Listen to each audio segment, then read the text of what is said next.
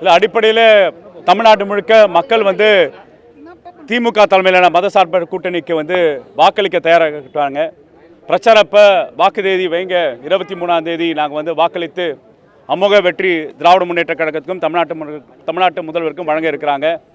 ஏன்னா திராவிட மாடல் ஆட்சி கிட்டத்தட்ட பல்வேறு சாதனைகளை படைத்து மக்களோட நம்பிக்கையும் உறுதியும் பெற்று இன்று அருமையான தேர்தல் அறிக்கையை வந்து தமிழ்நாட்டு முதல்வர் மக்களுக்கு கொடுத்துருக்காரு.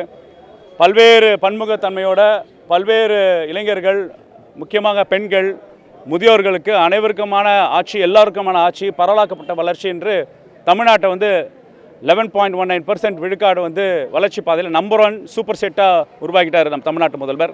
இது மக்கள் நன்கு உணர்ந்துள்ளார்கள். அதனால் வெற்றி வந்து உறுதியாகிவிட்டது. அது 200 இல்லை 234 தான் இப்போ சந்தேகம். தேர்தல் நடத்தை விதிகள் அமல்ல இருக்கு. ஆனால் தமிழ்நாடு முழுவதும் வந்து தாவேக்காவுடைய பிரச்சாரத்திற்கு திமுக வந்து முட்டுக்கட்டையா இருக்குன்னு ஒரு புரிதல் இல்லாமல் பேசுவது எப்படி சார்? அடிப்படையிலே வந்து திரைக்கும் உண்மைக்கும் பொய்க்கும் நிழலுக்கும் நிஜம்க்கும் உள்ள வித்தியாசம். அந்த வித்தியாசம் நீங்கள் வந்து இது காலபந்த அரசாகிடுச்சு, கோட் ஆஃப் கான்டக்ட் எஸ்டாப்ளிஷ் ஆகிடுச்சு, எலெக்ஷன் கமிஷன் ஒன்றிய அரசு கீழே தான் செயல்படுது.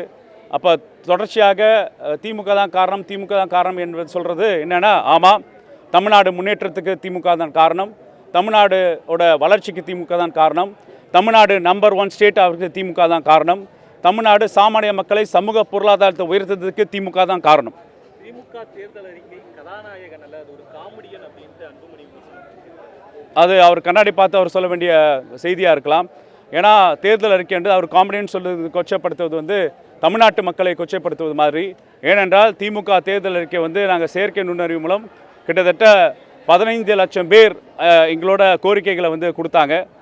தமிழ்நாடு முழுக்க நாங்கள் வந்து ட்ராவல் பண்ணோம். அப்போ பல்வேறு மக்கள் கொடுத்த கோரிக்கைகள் தான் திமுக மக்களின் தேர்தல்களை வாக்குறுதியாக மாற்றி தமிழ்நாட்டு முதல்வர் கொடுத்துருக்காங்க. அப்போ அவர் எந்த விமர்சனம் வைத்தாலும் அது தமிழ்நாட்டு மக்கள் மேலே வைக்கும் விமர்சனம்.